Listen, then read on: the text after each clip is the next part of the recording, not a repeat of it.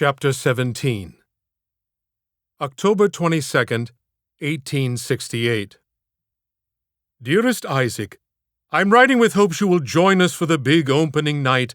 Let me say, with as much humility as I can muster, that the Booth Theater will be a resplendent addition to the cultural life of New York City and the country. We spared no expense. When you enter, an Italian marble floor stretches before you like a Roman throne room, and a grand chandelier hangs above the audience seats like a sparkling diamond temple. It will take your breath away. The lady in my life and co-star, Mary McVicker, is doubtful of your existence, so we must give evidence that I indeed have a dearest friend. Please promise that you will be here opening night, February 3rd. We will be performing Romeo and Juliet. I, of course, will take upon myself the grueling task of playing the role of Juliet's nurse, Angelica. You simply must make your way, for to see a man of 35 in a dress, wig, rosy-cheeked and sporting an ample bosom, would surely make your journey memorable. An empty seat is paramount to committing the 8th deadliest sin. May I remind you of the first 7: envy, gluttony, greed, lust, pride, sloth, and wrath. You have undoubtedly practiced all 7 with unadulterated vigor. So please do not risk adding the 8th to your list, for it may bring about your rightful doom. By the way, the 8th deadliest sin is disappointing me. Your friend for life, as long as yours might last. Edwin. P.S. A darling little girl of 9 sends her love and a kiss. You are the brightest star in her constellation of affection. November 4th, 1868 O Angelica, Angelica, wherefore art thou, Angelica? It shall be my great honor to travel in a northeasterly direction as to participate in your long-awaited festivity on the 3rd. To meet your darling Mary, marvel at your stunning new theater, and then witness the sweetest tragedy ever written, with 2 monarchs of the stage, will be incredible. I have never seen Romeo and Juliet in performance, but have wept many a tear, pondering Shakespeare's great tale of heartache. A brief word about my mundane life as an editor. What was I thinking? Please have me flogged for perpetrating such imprudence upon my life. That said, my staff has real promise and a newly acquired exuberance. We may end up with a first-class publication or destroy journalism, 1 edition at a time. May I stay with you in February, or is it best to find accommodation? Either shall suit me fine. With sweet anticipation, Isaac. P.S. Give a fabulous smooch to the blonde that sups at thy table. You know her, rib-cage high, fairer than the sun. But if she's been misplaced, just ask with speed. Have you seen Edwina? November 13th, 1868 Happy birthday, Isaac! It still amazes me that we were born on the same day, in the same year. I shall never forget when you first told me of this exceptional coincidence in our early friendship. We were simply destined to meet. 35, can this be? What awful fate has befallen us that we arrive feeling 25 and find ourselves 35? This is the cruelest plan Mother Nature, or whomever is best to blame, must one day explain. Fortunately, the inconvenience is shared with one adorned with virtue, gift, and the charm of the adored. Hugs from a man and his daughter dearest. Edwin. P.S. Your room awaits you. There is no other place to be. To ensure my wishes on the subject, I have arranged that even if you inquire of another dwelling to lay your head, you shall hear, as others have, a most plaintive lament. There is no room in the inn. November 30th, 1868. Dear innkeeper, most grateful to know I shall not be turned out if, of course, I arrive at the one and only address available to me in a city of thousands. I shall endeavor to reach your apartment late on the 2nd. Please have Margaret, your fine cook, and more, unlatch the kitchen door, so I may sneak in and find my bed. In the morning, I shall avoid the singing of arias, banging of drums, and most assuredly the reciting of Shakespeare, so you may be well rested for the night before you. If after breakfasting upon Margaret's bacon, biscuits, and more, I find myself desirous of a treat, I may hunt down a certain lass, whose confectionery glow is unmatched, and being overwhelmed by the look of that treat, I may just gobble her down, for there is nothing as sweet. Getting the donkey ready for the journey, Joseph of Maryland. December 10th, 1868. My dear chap Joseph, all will be arranged for your arrival, excepting the feeding and care of your donkey. Best wishes to you for a lovely holiday season. Edwina's creating a most spectacular Christmas card. You should receive it before the holy day. Edwina is very artistic, loves music, language, drawing, and plays the piano with tenderness. I have been blessed with a wondrous child to delight my years. Her talk of you never ends. It seems you have captured her heart. Edwin. December 22nd, 1868. Dear Booth Clan, I loved your Christmas card. The picture of you three buoyed my rather uneventful holiday season, and the ornate artwork was something to be treasured. I will attend a Christmas Eve service with an old high school friend, Daisy Wilson. I know we will have a wonderful time reliving our misspent youths while gorging on all the delicacies that make Christmas, Christmas. Tell Edwina that my friend has 6 children, and each and every one of their names begin with the letter W. Give her a test to see if she might guess a few. There is Winnie, William, Warren, Willa, Winfred, and Wart. She will never guess the last.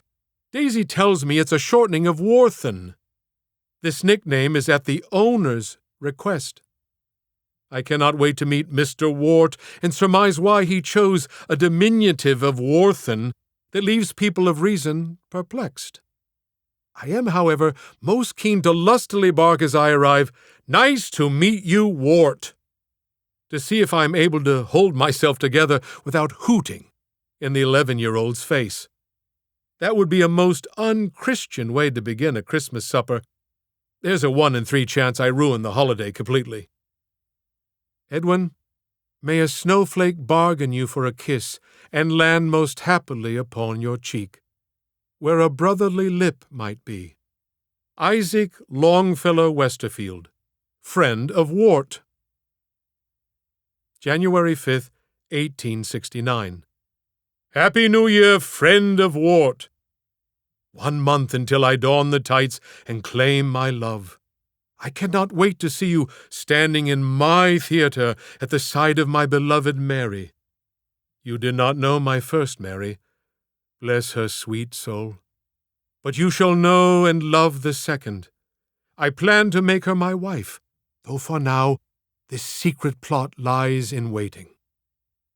You know, when Mary Devlin, my first bride, was dying, I was drunk and never made it to her bedside. I was not there to say goodbye to the sweetest sweetheart who ever drew a kiss. I am pledged in my soul to be a better husband this time, if my new Mary gives a blissful yes. Won't it be wonderful for Edwina to have the loving arms of a woman in her life? I must thank you, dear friend. You have been a treasured addition to my daughter's days, and will continue to fill her life with your unique mind and heart. She relishes you. 1 month and you are here. Oh, joy! I must tell you a beauteous tale. Christmas Eve, as the hour of midnight edged about the clock, I stepped into the night air and looked up to see a star. But instead, a marvelous whitened flake fell slowly to my cheek. And marvel of marvels, the expected cold, wet snow was warmed like a kiss, the kind I have known but once, offered from a poet with a brother's heart. Edwin. January 17th, 1869.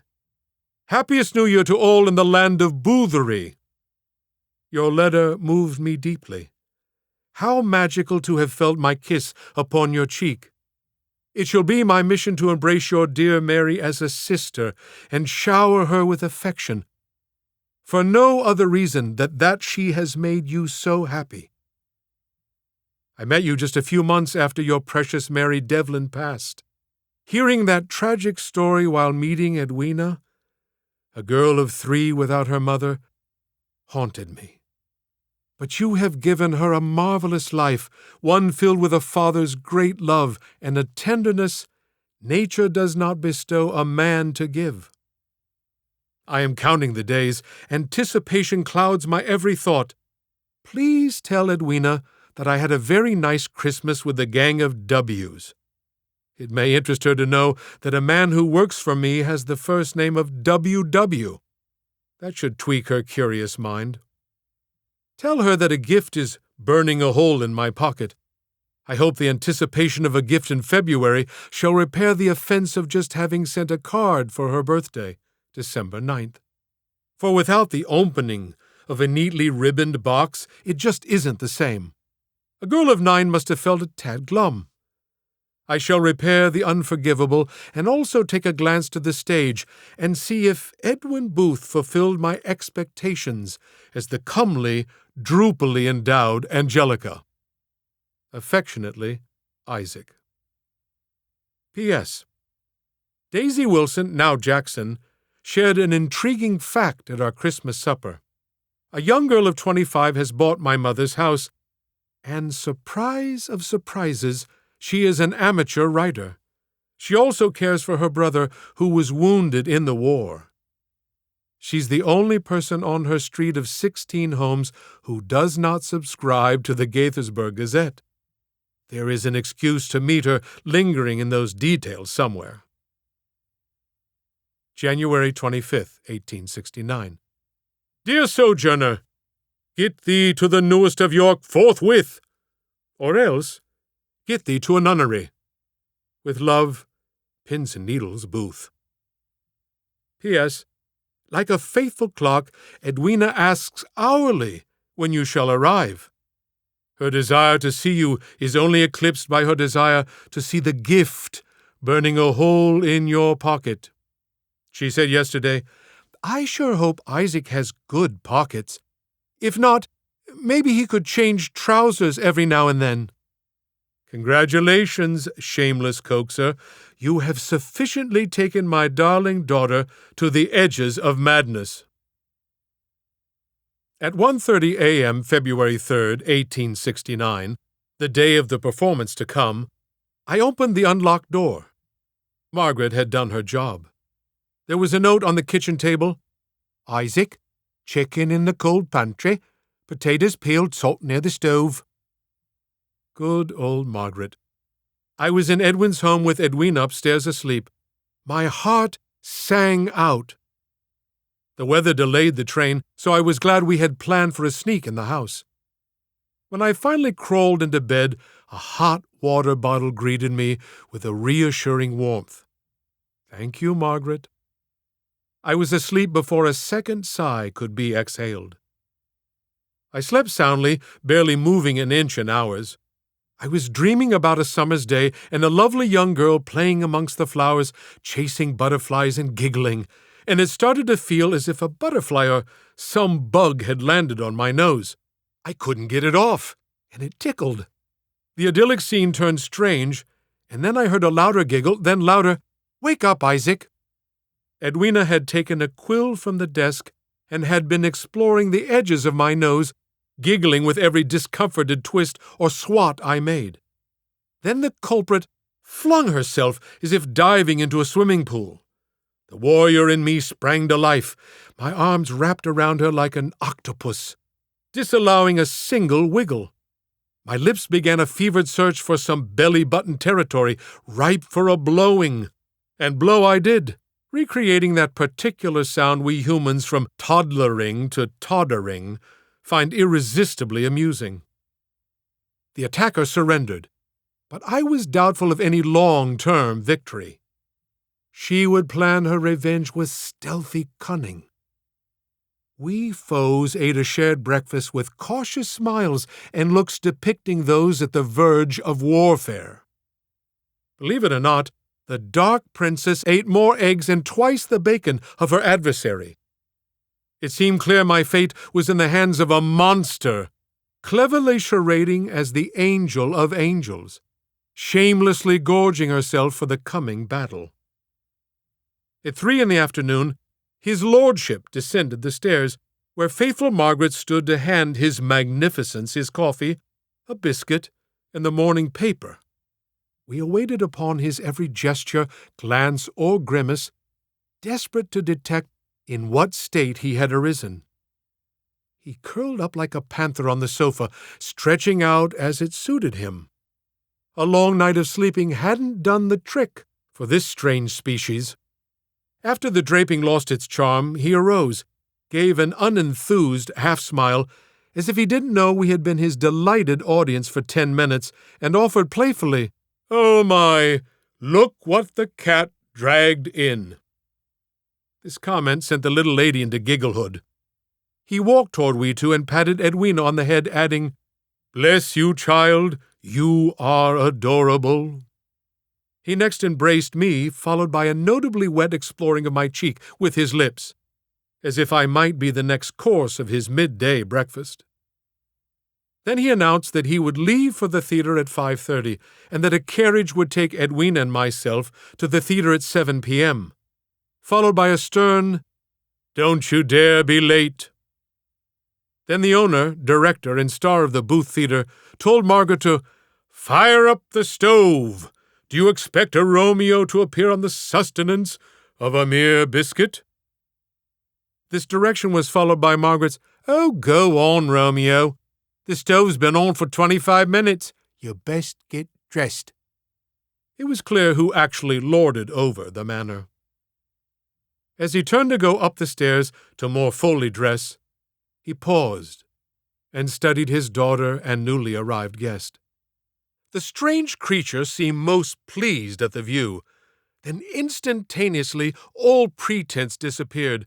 The morning's performance was over, and he opened his arms as far as they would go, which were filled in a twinkling. We 3 lovers of fun swayed to a music our hearts played rather loudly. As my date and I arrived at the lip of the sidewalk and exited the carriage, we were greeted with waves of acknowledgement. I was a writer of note, and my date the singular offspring of the master thespian of the day. As we entered the festive scene, Edwina was beaming with pride. Each comment about her beautiful fur-collared coat made the wearer straighter of stature. Her theatrical carriage worthy of an opening night starlet twice her age. We found our seats, and just before the tale began its sorrowed throb, I turned to my darling Edwina, took her tiny hand in mine, and gently placed a small emerald ring on her right 4th finger. Her big eyes grew in wonderment, her sweet voice producing a breathless sigh. "Isaac, it's so beautiful. Can this be for me?" Her eyes searched mine for the yes she couldn't wait to hear. Edwina, when my mother was 14 years old, a neighbor boy who had known her all her life, gave her this beautiful emerald ring and promised he would always love her. "They were just 14 years old?" she said, amazed. "Yes, 14. Like Romeo and his Juliet." Her voice turned poetic. "Romeo and his Juliet," she sighed. My mother treasured this ring, and when she died, I saved it to give to someone very special. You, my love, are that someone. Edwina's beautifully innocent eyes shed a tear so tenderly. It dried before her cheek's rounded shape had been traveled. She looked again at her glimmering treasure, more swept away. "Isaac, is this ring really mine? Forever?" "Yours forever and evermore, my dearest." When the curtain rose and light filled the stage, a young girl took my hand in hers, and she kissed it. Oh, how could Romeo himself have ever been more sweetly kissed? All of cultural New York and visitors as far away as India and Australia found their seats. Edwin had described his new palace perfectly. The grand chandelier and stage curtain were opulent. Everything was opulent. The only thing on earth that could exceed the grandeur of the architecture and artisanship was the performances of Shakespeare's numinous words by actors forged in a cauldron of magic making. It is a most tragic play. Two great families of a high wealth and social stratum, ceaselessly warring in the clutches of unreasoned loathing. What arrives within the raging strife is love. First love, immeasurable love, untasted love, the love of poets and singers of songs, the love that aches and obsesses, real love. The love hearts were fashioned to be broken by, passionate, ceaseless, unquenchable love. A love where kisses only feed its fury and illuminate its wonder. Romantic love, etched in the stars from time immemorial. That is Romeo and Juliet.